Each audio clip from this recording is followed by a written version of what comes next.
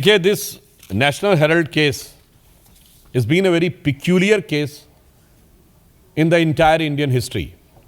Number one, it started in October 2013 by a PIL filed in Delhi High Court much before Modi government came into power.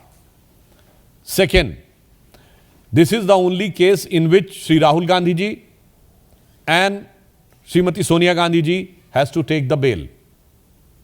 In the recent findings of ED, they have mentioned there is around 142 crore rupees related to proceeds of crime. अब proceed of crime से अगर पैसा आया है तो use किसने किया है, तो इसके बारे में जो इंडिकेशन दिया गया है कि यह सिर्फ प्रॉपर्टी ऑब्टेन करने के लिए नहीं बल्कि अदर रिलेटेड चीजों के लिए भी प्रयोग किया गया है। अदर रिलेटेड चीजें क्या हैं, यह अपने आप में बहुत गंभीर विषय है। नेशनल हेराल्ड का केस एक और दृष्टि से भारत के इतिहास का बहुत विचित्र केस है कि एक कंपनी जिसके पास हजारों करोड़ की प्रॉपर्टी है वो 90 करोड़ के कर्जे में बिक जाती है। चौथी दृष्टि से एक और यूनिक केस है कि यह बिकती क्या है कि खरीदने वाला और बेचने वाला दोनों एक ही होते हैं। ऐसा क्रय विक्रय आपको भारत के इतिहास में कभी देखने को नहीं मिलेगा। सामान्यतः भ्रष्टाचार में देने वाला कोई और होता, लेने वाला कोई और होता है। यहां पर देने और लेने वाले दोनों एक ही हैं। इसलिए जो ईडी ने फाइंडिंग की है, इसमें एक और बिंदु समझिए। कांग्रेस पार्टी ये कहती है नेशनल हेराल्ड बंद हो गया। 67 साल के शासनकाल में, जो हमारी सरकार आने से पहले था, 60 साल कांग्रेस या उसकी समर्थक सरकारों का शासन रहा। 55-56 साल सीधे कांग्रेस का शासन रहा। अगर उसमें कांग्रेस के अनुसार जो क्लेम है कि स्वतंत्रता संग्राम सेनानियों का यह अखबार जो पंडित जवाहरलाल नेहरू जी के द्वारा चलाया गया था, स्थापित किया गया था, और जो 3 भाषाओं में निकलता था, नेशनल हेराल्ड इंग्लिश में, नवजीवन हिंदी में और कौमी आवाज उर्दू में, इसका मतलब उसका कोई खरीदारी नहीं था।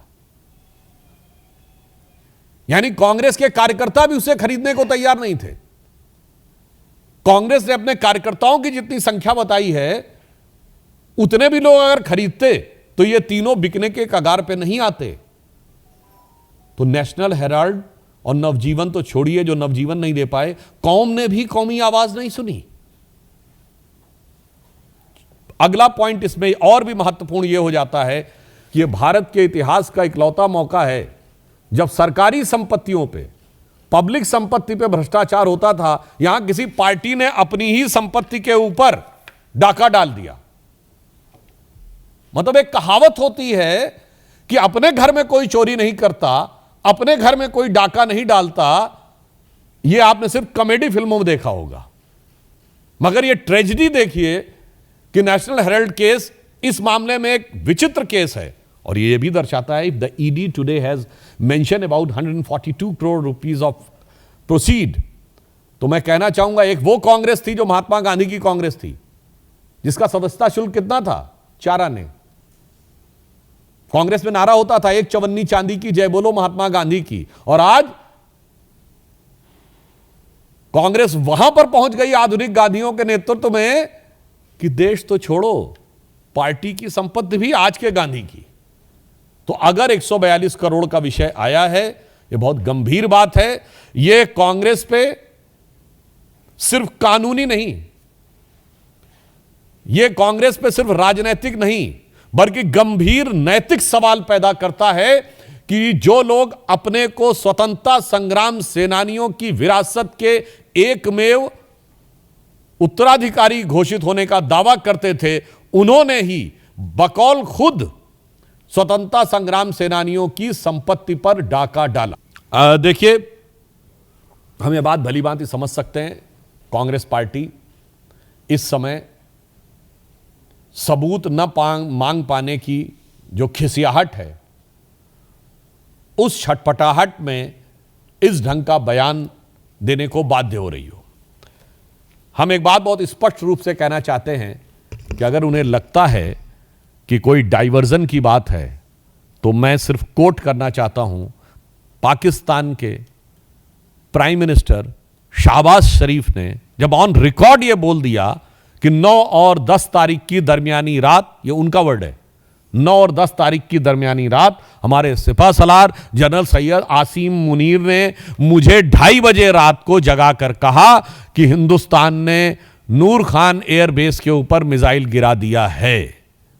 अब इतना बड़ा जो डाइवर्जन हुआ जाके नूर खान एयरबेस पे, ये अगर कांग्रेस को नजर नहीं आता है तो मुझे लगता है उनकी नजर के ऊपर से लगता है राष्ट्रवाद का पानी पूरी तरीके से हट चुका है। सेकेंड पॉइंट, जो इन्होंने कहा कि ये ध्यान बांटने के लिए कि जा रहे हैं बाहर, ये भारत के सभी सांसदों का अपमान तो है ही, मगर मैं जयराम रमेश जी से पूछना चाहता हूं, आपके नेता तो ध्यान लगाने के लिए जाते थे। आपके नेता या तो ध्यान लगाने को विदेश जाते थे या देश को बांटने के लिए विदेश जाते थे।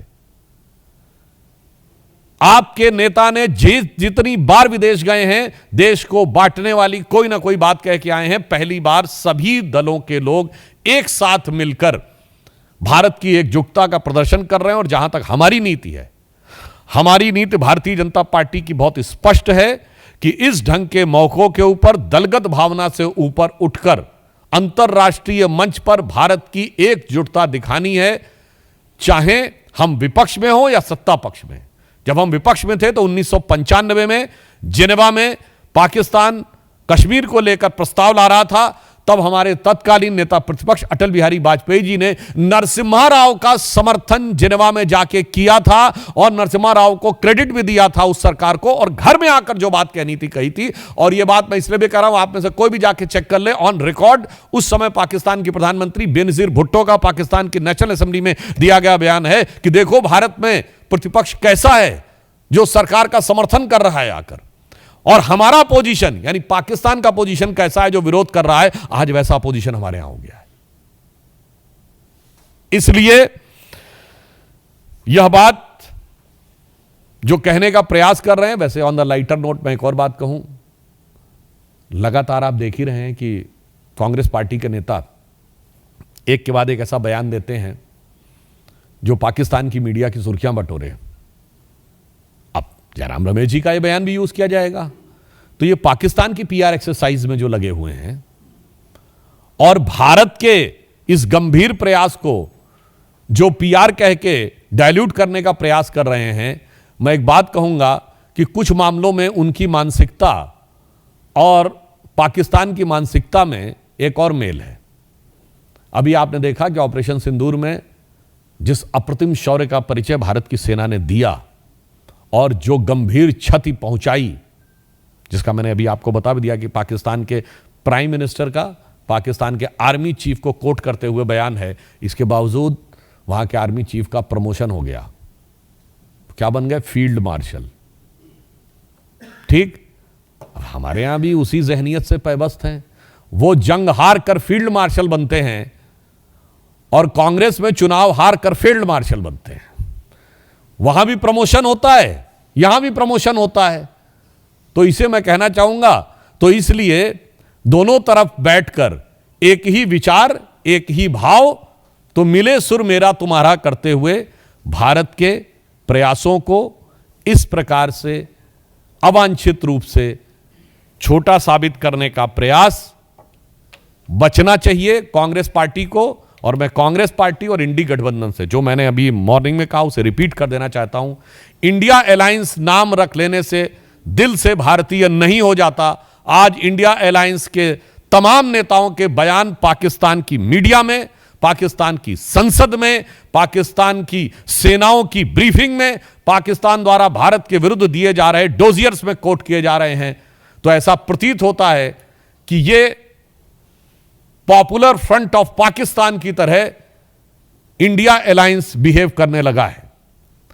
और खड़गे जी का बयान हो या राहुल जी का बयान हो या जयराम रमेश जी का बयान हो, ऐसा प्रतीत होता है कि पाकिस्तान में पॉपुलैरिटी की प्रतिस्पर्धा में ये एक दूसरे से आगे निकलने में लगे हुए हैं। पर मैं फिर कांग्रेस पार्टी से यह अनुरोध करना चाहूंगा कि इस मौके पर जब भारत के सर्वदलीय प्रतिनिधिमंडल विदेश में जा रहे हैं तो इस प्रकार की बात करने से बाज आना चाहिए, भारत की एकजुटता का प्रदर्शन करना चाहिए, कम से कम कुछ समय के लिए अपनी भावनाओं पर नियंत्रण रखना चाहिए, वोट बैंक की राजनीति को राष्ट्रीय हित से अलग रखना चाहिए। देखिए, छत्तीसगढ़ में अभी जो सूचनाएं आ रही हैं और जो प्राइमा फेसिया इंफॉर्मेशन मिली है, प्रथम दृष्टया सूचना उनके अनुसार एक बहुत बड़ी सफलता छत्तीसगढ़ में नक्सलियों के विरुद्ध प्राप्त हुई है, जिसमें संभवतः प्राप्त जानकारी के अनुसार 25-30 से अधिक नक्सली मारे गए हैं। गृह मंत्री आदरणीय अमित शाह जी ने स्पष्ट 2026 तक, मार्च तक नक्सलों के खात्मे की बात कही है।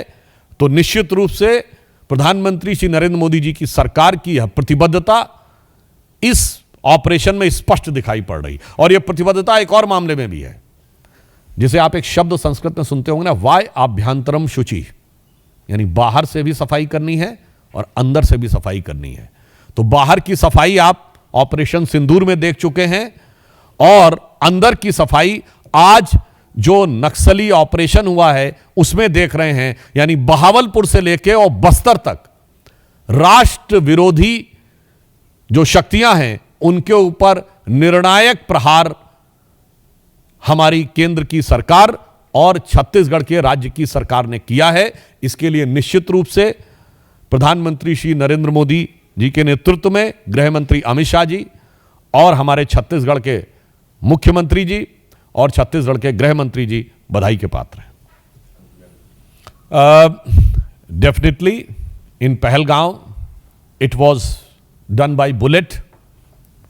I hope, I wish, and I am confident that is the befitting reply of the Murshidabad targeted attack on Hindus will be replied with ballot. और कोई प्रश्न?